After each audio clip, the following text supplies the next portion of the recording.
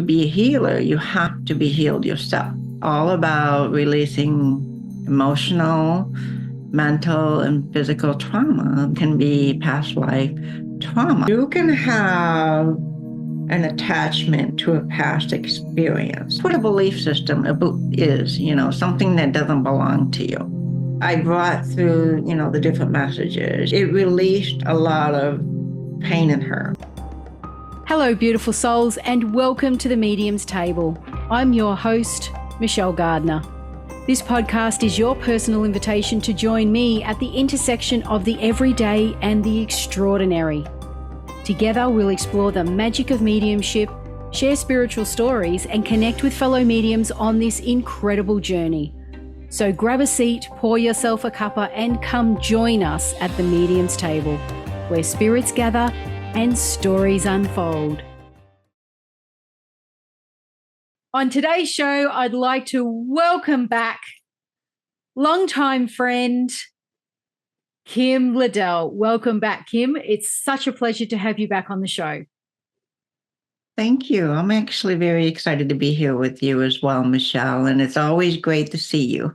Fantastic, fantastic. Now, Kim, we've had a few great discussions in other episodes, and I know you've got something again for me today.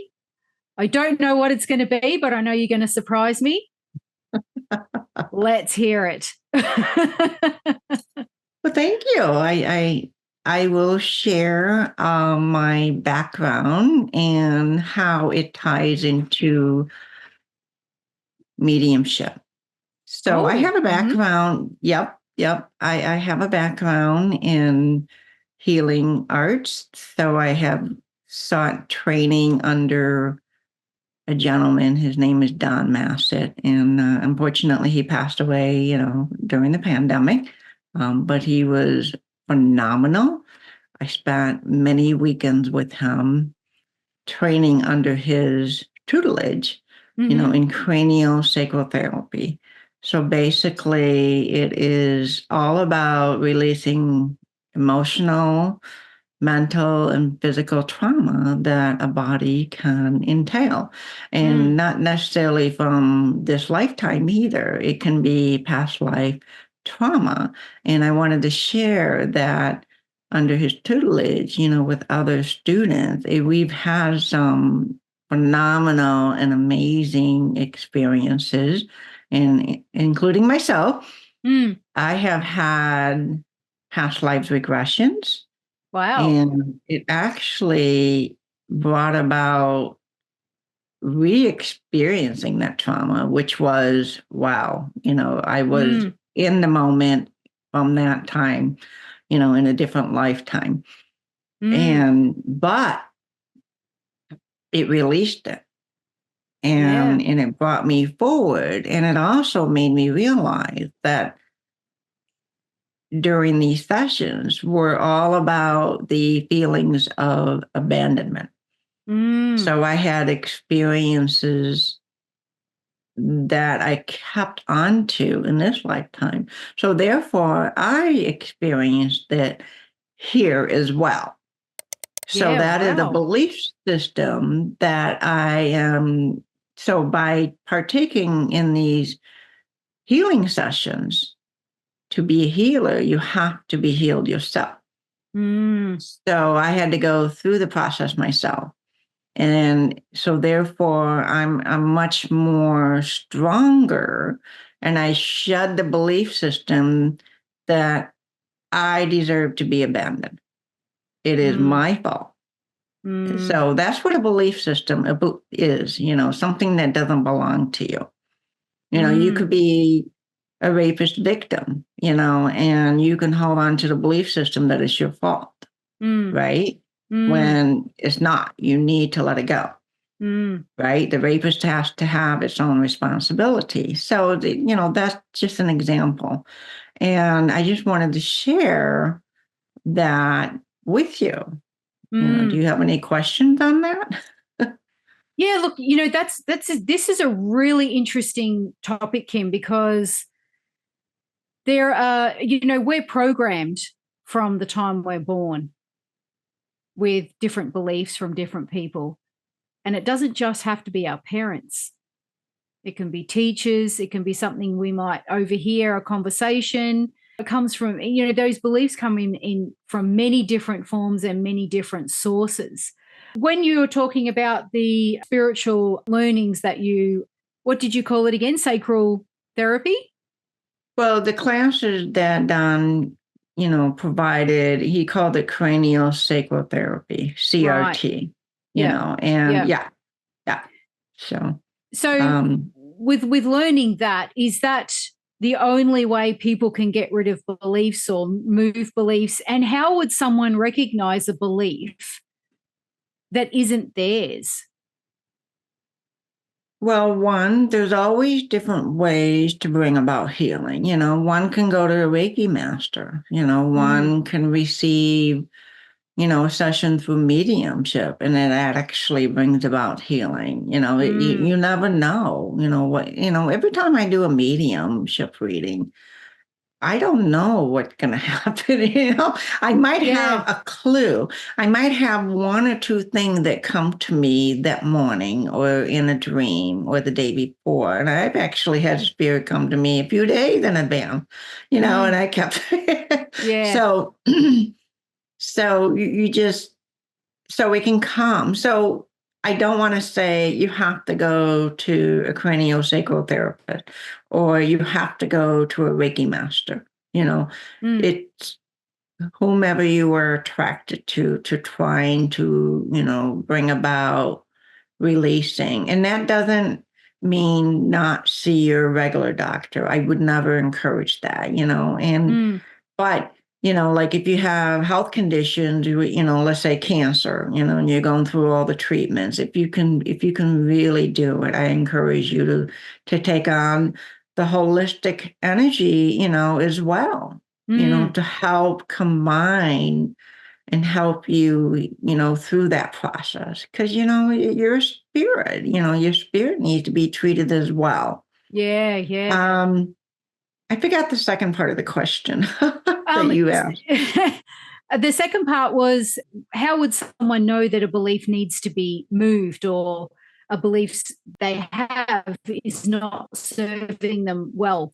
How would they recognize this? How would it surface? Okay, so maybe somebody has a fear. Maybe a woman doesn't want to go out of the house. She's always fearful that something's going to happen to her, but she can't put her finger on it. Perhaps she had been ambushed in a previous life, right? Yeah. Or that she had experienced traumatic experiences. So therefore she's like, okay, I need to stay safe. So I'm going to stay in the house. Okay. Fear, that keeps persisting, right? Yeah. Feeling abandoned all the time, and experiencing abandonment. Maybe a woman experiences abandonment with every boyfriend she has, and I'm not saying that it's her fault, and I don't want to say it's her fault, but I do encourage her to explore, where she's been all these centuries, and how it, to explore what is impacting her now that has happened before. Yeah. And things like that. Yeah. I hope that's clear for you. Yeah. So basically I mean, for a lot of people, it may be a case that these, certain beliefs come into their awareness when they start to see a pattern or something that isn't working for them anymore, so they start to then question, why do I think like that? Or why does this keep happening? Or like, do you think that plays a big role in that self-discovery? Oh, definitely. Because like I ran into a lady, she's like, oh yeah, I've been in 5 car accidents, when I'm thinking, wow, why, right? Yeah. Right. And I don't want to say that it's all her fault. I don't know the full details, but my immediate, perception as a healer is like she could definitely benefit, exploring, the healing part of the holistic spirit to resolve that, to clear that out, right? To always experience trauma. There's a belief system somewhere, right, that impacts her in some way. Yeah. And someone may also, do you think, experience conflict, when they're, torn between two belief systems where they, okay, I'm going to use the word that we've previously discussed in another episode, their intuition or their gut feelings telling them one thing, but the brain's telling them another, or you know what I mean? And it's that back and forth. What would you say to someone who may be experiencing that over something?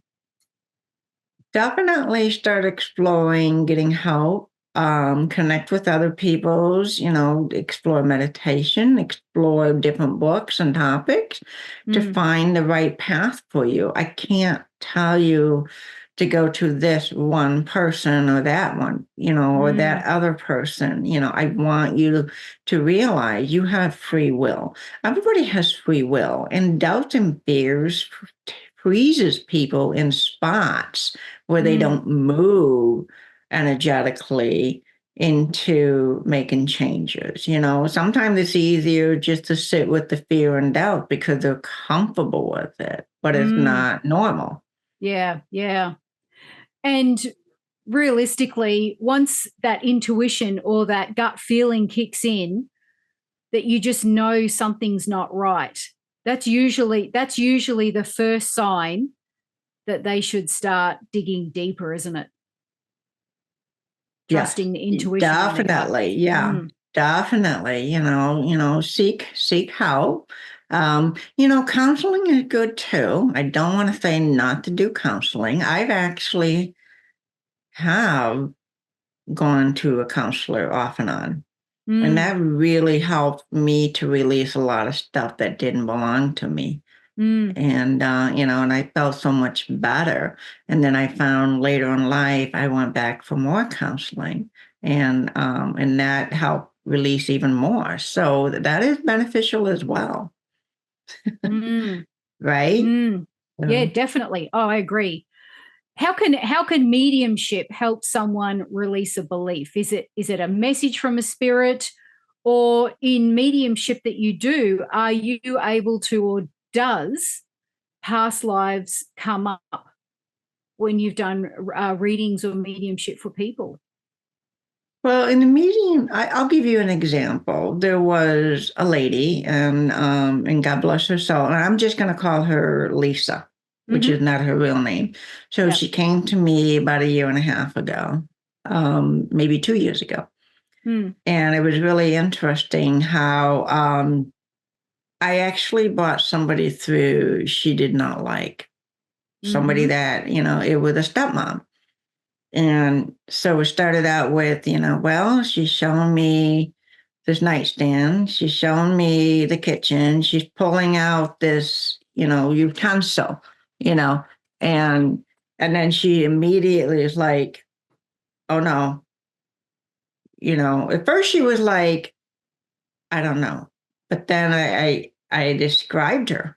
And then she's like, I don't know if I want to talk to this person. She immediately, was like, ugh, she was repulsed because this person had caused a lot of trauma to her as a child. And so I said to her, okay, she's probably here to help you to heal. Do you want to accept this as a process and to hear her messages, so that you can move on?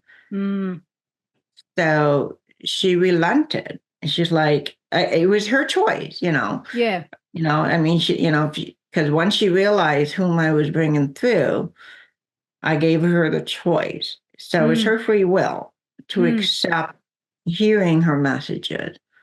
And so she's like, okay, Yeah.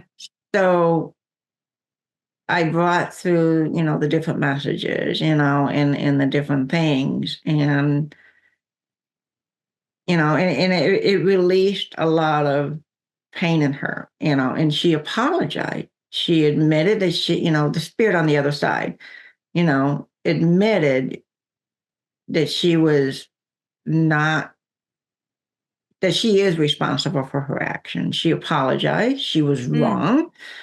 And she was not, a good stepmother to her, and so this really did bring about healing for this sitter, Lisa. It really was a moving. I was surprised by it, but because I have the background in holistic healing, I wanted her to recognize. That's why I said, well, do you want to hear it out? This could be, a key for you to move on with healing. And it did, and I'm so happy, that she took the choice to accept the messages. And so it turned out that when I was describing the nightstand and pulling out the kitchen utensils, the big spoon, what she was doing was the stepmom would come into her room, and then she would the Lisa, the child, was by the nightstand, and she would hit her on the head with the spoon, just disciplining her. That was her way of disciplining her. And so when she realized I was describing the nightstand and pulling out the big spoon, and then describing the way she was dressed, she was like, oh my gosh, right? Of course we immediately say, we don't want that person around us. Get that person away from me, right? That person has been brutal. Yeah. Yeah. So. But look, that is a really, really valuable story, because I'm sure there are listeners out there that are fearful of getting a reading or healing in some form, in fear that someone that they may not like, who's passed on now to the spirit world, may come through, or someone that they feared, you know what I mean, or who did harm to them, could come through. But as you've just, expressed, that spirit came through to apologize and also to help the sitter, Lisa, have healing, to get that healing that she needed, which is a really beautiful ending, really, isn't it? It was. And then for her to realize that the stepmom is in the light on the other side, she's not that way anymore. But she wanted Lisa to have closure so that she can have a more enjoyable life and let go of that attachment. Here's something that's really important that I learned about the word attachment, and forgiveness. So, and this is from the training from Don, which is so amazing. You can have an attachment to a past experience. So when you have an attachment to it, that means your emotions are still connected with it, the pain. Like, how could you have done this to me, right? But when you forgive, it's not necessarily saying, I forgive you if you say, I'm sorry. Forgiving means releasing the emotional attachment. So it's just to me, I thought that was a really vital concept to understanding forgiveness and what it truly means, to unattach from it, right? Yeah, exactly. Because there's so many people I will never forgive, but that is a really, really great perception and another great way of looking at forgiveness. That's really empowering to the person, isn't it? It's really empowering. It was for me when I understood the true meaning of it. It's just so amazing. Yeah, yeah. And so much power gets held in that word, doesn't it? Forgive. Right. And you can forgive somebody, but you don't have to tolerate that person's, you don't have to keep receiving whatever, the difficult treatments or the attitudes. You can forgive somebody, but you don't have to tolerate that person anymore either, right? You don't have to be in their lives or his or her life. That's right. Exactly. That's exactly right. And it just goes to show that even mediumship readings bring about healing. It's not just about, it's about hearing from a loved one, obviously. I mean, that's first and foremost.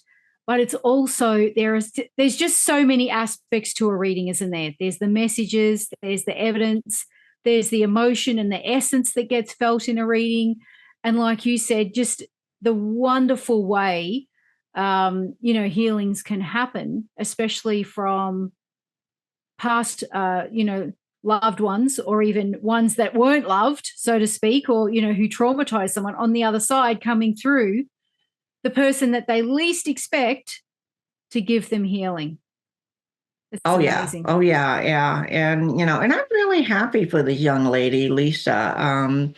She's a busy mom with 2 children. And so she's actually come back to me for a second reading, and then she'll be back again later, so I'm really happy that she's come back.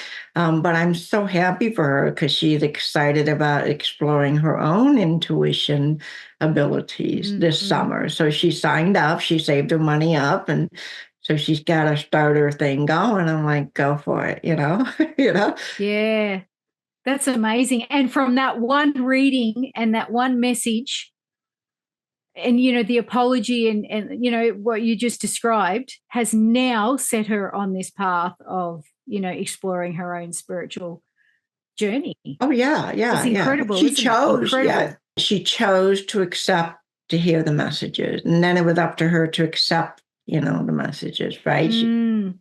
The apology. So, and that was her journey. And I'm glad to be a part of that. Oh, incredible. Incredible. Thank you so much, Kim, for your time today and sharing with us these amazing stories and insights. It's always a pleasure. Thank you. Likewise. Where can people find you? I am on Facebook and Instagram, Divining Kim, but and I also have a Facebook page, Healing Path for You.